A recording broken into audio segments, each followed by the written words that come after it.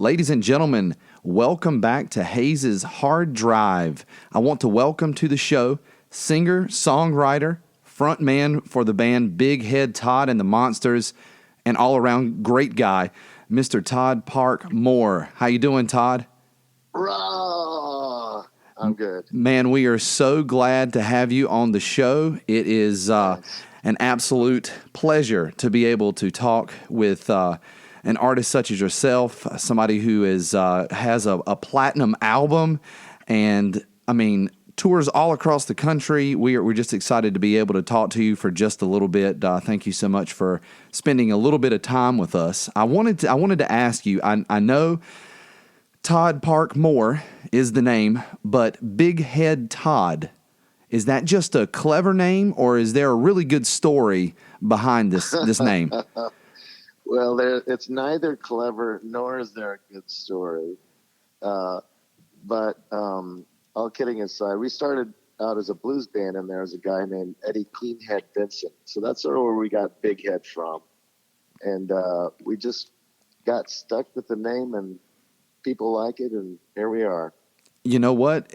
I find that this first question, especially with cool band names, that it's always a wonderful first question because it's always a great answer. There's always really cool answers behind band names, and bands always provide such good information, and they come up with the greatest names. You know, speaking... Okay, well, I hope you think mine was cool. I do. I do. I think yours is really cool. And Nice. I also think that the fact of the matter, and it doesn't seem like this long, I'm sure it doesn't seem like this long to you, and I know you've been asked this question multiple times, but you guys are approaching or are on the other side of 3 decades of playing, writing music. That is phenomenal. How do you guys, still have the, I guess, energy as well as, being able to create music 3 decades later? Well, I like to say it's fear of a day job is one main reason. But also, we love music. We love what we do. We're in a great situation with each other because we have a partnership that actually works. We're very undivided in our goals and how we want to present our music. And so it's really a thrill to be able to do that even 30 years down the line. Well, and speaking of a partnership, being together, the core of this band has been together since the mid to early 80s. I mean, you guys are all still together. It's the same, pretty much the same group. It is the same group. We started out as a trio about 1985, and Jeremy Lawton has been with us for 15 years, so he's the new guy. Well, speaking of your beginnings, after about 10 years of writing, touring, the sacrifice that comes along with that, what was it like to have Sister Sweetly go platinum and have 3 singles hit the rock charts for you guys? Well, it was an incredible thing to all of our lives to have that level of success. Quite honestly, I was so young and psychologically ill-prepared for life when it happened. I'm surprised that we survived it.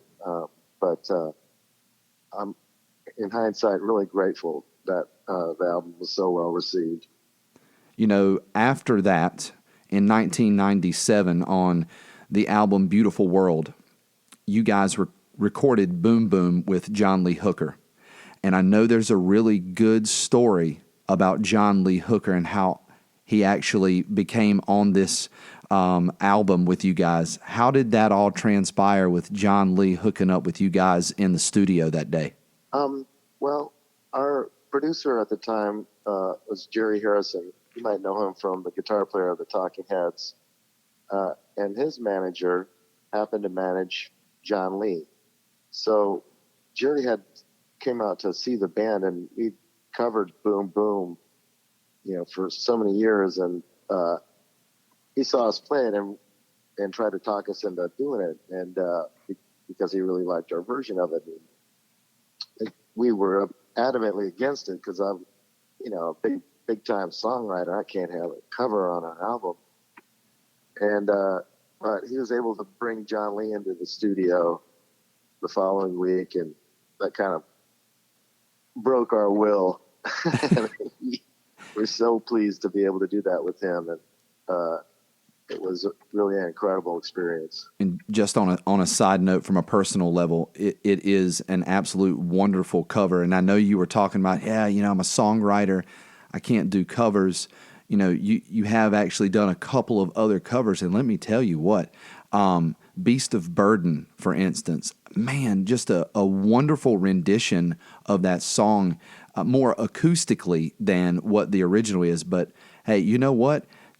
No matter whether you're writing a song and playing your music or whether you're covering someone else's, it is absolutely a monster piece of work. So you know what? Hey, continue with some of these covers as well, because you guys do your own Big Head Todd version of them, and it's great. Jumping ahead to 2011, speaking of some of this and covering music, after multiple albums of your own music, you guys go ahead and begin to form Big Head Blues Club. Now, I know you guys had your roots there in blues, but after, doing your own stuff, where did this idea come from to do the Big Head Blues Club? Well, I'd always loved blues music, and Robert Johnson turned 100 in 2011, and that kind of prompted my manager to hatch a crazy idea of doing a tour to celebrate his life with artists from mixed genres. And so that's how my band kind of became the centerpiece for Charlie Musselwhite, James Cotton, and B.B. King, Ruthie Foster, Hubert Sumlin, and a few others to do this project called 100 Years of Robert Johnson.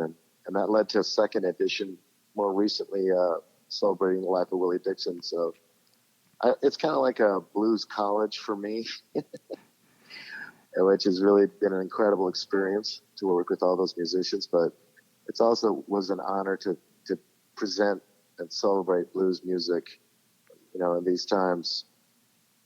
It was really thrilling. As a songwriter and a phenomenal player yourself, was there any type of just nervousness or worry when you're, out there playing, recording with people like B.B. King and Charlie Musselwhite? As you're in there, is it a surreal experience to you that you are sharing a recording studio or a stage with people that you have emulated for most of your career?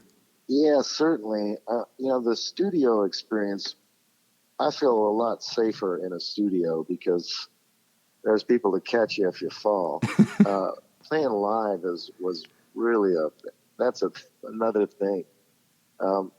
Great players have a way of getting in your head as another player, and it's really a struggle sometimes to try to calm your nerves and just relax and focus on the music. We've been talking with Todd Park Mohr, frontman for the band Big Head Todd and the Monsters. This song is one that you will know. It's off of their platinum album, Sister Sweetly. Ladies and gentlemen, it's Bittersweet.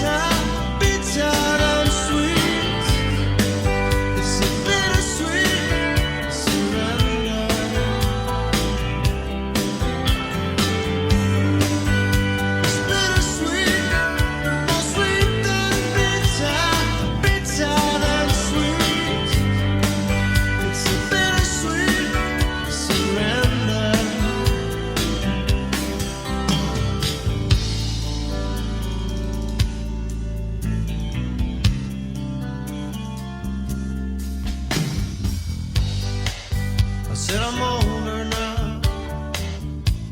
I work in a city, we live together, but it's different than my dream.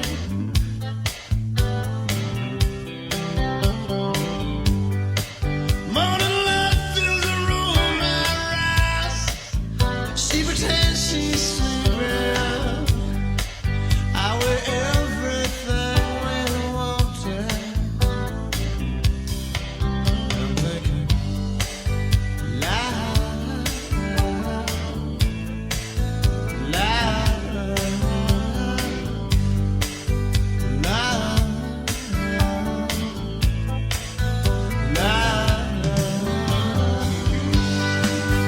It's bittersweet, more sweet than bitter, bitter than sweet.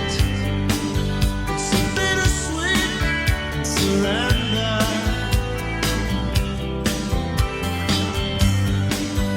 It's bittersweet, more sweet than bitter, bitter than sweet. It's a bittersweet surrender.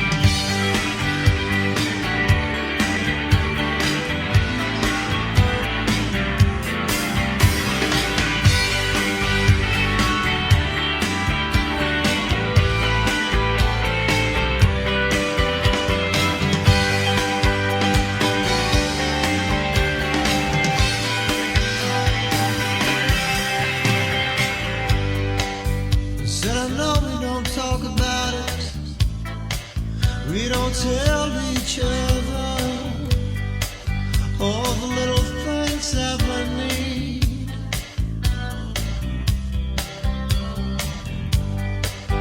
We work our way around each other as we tremble and wait, as we tremble and we bleed, as we tremble and wait, as we tremble and we bleed. It's bittersweet, more sweet than bitter, bitter than sweet. It's a bittersweet surrender.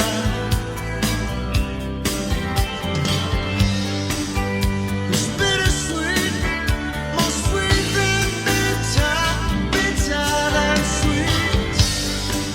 It's a bittersweet surrender.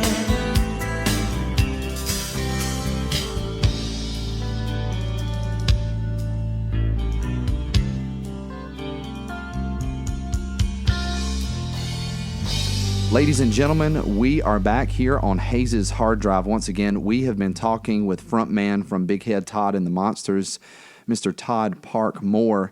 If you've missed the very first part of our show, we have talked all about the history of Big Head Todd and the Monsters, and quite a history it is. 3 decades that it spans over. Most of the band still together. Most of these guys, 3 of them together, and we just found out 15 years for one of the others. So basically, these guys have been together for a long time. Todd, how do you guys feel that you still remain relevant in music 3 decades later? What is the I guess potion, the magic potion that you guys have that people are still digging your music 3 decades later? Well, as a roundabout answer to your question, I once did a show, a small tour with George Thorogood, and he described his career as having to fight and claw his way to the middle. And in a way, our career's kind of been like that, where, you know, we had some early success, but we really have had to work hard to keep it, you know, our relationship with our fans going and our music moving forward. And I think the fact that we didn't really have an explosive, you know, 10 million seller kind of kept us having to work really hard. And in the game, I might have gone to Paris and never came back had I got more money on that first record. So maybe that's part of it.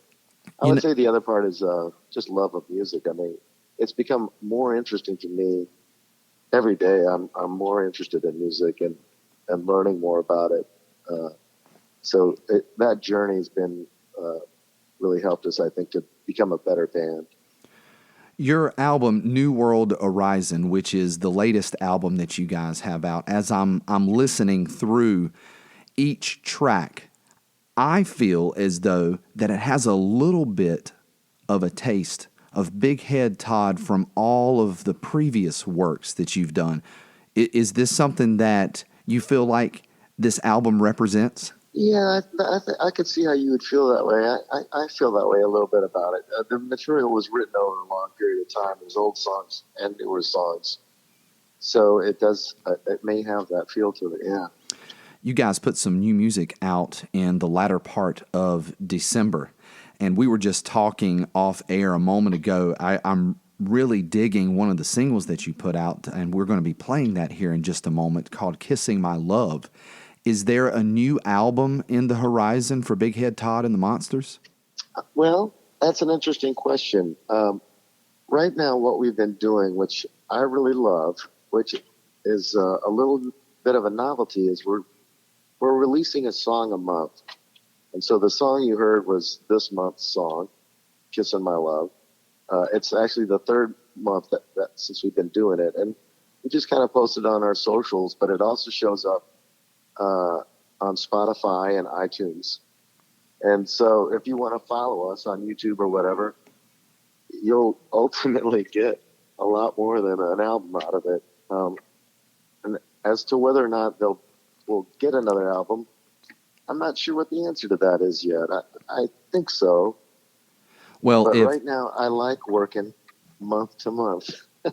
It's very sporadic type of writing and posting things, getting feedback, and you know it seems as though the way that you're talking, the way that you like doing this, there's not as much pressure as there would be if you knew that you had to come up with music for a brand new album. Yeah, I think you're right. It's more fun because of that. It also allows us to be more relevant, and we're making a video, you know, the video is a live performance and the song is too, but being able to do that every month and have it be a social, you know, posting kind of gives us a chance every month to go viral. I mean, you know, it's sort of like getting an at-bat every month. So I really like it. You know, I've found that even with people who have been recording albums and they're going to put out a whole entire album, I'm just thinking of two artists off the top of my head, John Mayer, Chris Stapleton. They were doing the same thing. They would release one song every month or every week, and until the album came out. And for me as a listener, it was a great thing because I could get that one song and I had a craving for the next song. When's the next song? It's a really wonderful way that artists have, like you said, remaining relevant for multiple months and releasing little tidbits of music at a time. I really like that. Yeah, I like it too. And you guys, you were talking about live. You guys, in my opinion, the kings of live music. You have 3 live albums. There's tons of stuff on YouTube seeing you guys live. So it's very well known. When you put out live albums, it shows how great you all are in concert. We are so excited about having you guys coming to the Ritz here in Raleigh on March the 7th. So, as an audience member that maybe has not had a chance to experience the Big Head Todd and the Monsters live, what can they expect from your new shows on this tour? Well, we have so much material from having been a band for so long. It's a nice thing. I could change my set every night. Obviously, there's songs like Bittersweet, that are people's favorite songs. They're going to hear those songs. But the rest of it is a little bit up in the air. And we're pretty responsive to people shouting out songs. If I hear something, I like to say our plan's meant to be abandoned. And we always come back with a crushing hard rock encore. So it's a very entertaining night. Todd, I want to thank you. I know that you guys have a show tonight. Thank you so much for coming on the show, spending a little time with us. We are really looking forward to seeing you guys at the Ritz in Raleigh on March the 7th. You guys, please make sure to check out Big Head Todd on all the venues of social media. He's also out there on Spotify and many other venues that you can find him. YouTube as well. You can go to their website, Big Head Todd and the Monsters. Ticket information on there as well. I am going to play that brand new single that just came out, so be aware he's going to be putting more stuff out. The name of this song is Kissing My Love, and you can only hear that right here on Hayes' Hard Drive.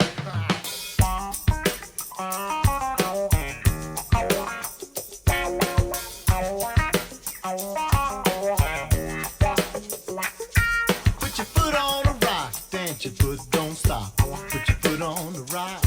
Put your foot on the rock, dance your foot, don't stop. Put your foot on the rock. Put your foot on the rock, dance your foot, don't stop. Put your foot on the rock. Put your foot on the rock, dance your foot, don't stop. Put your foot on the rock.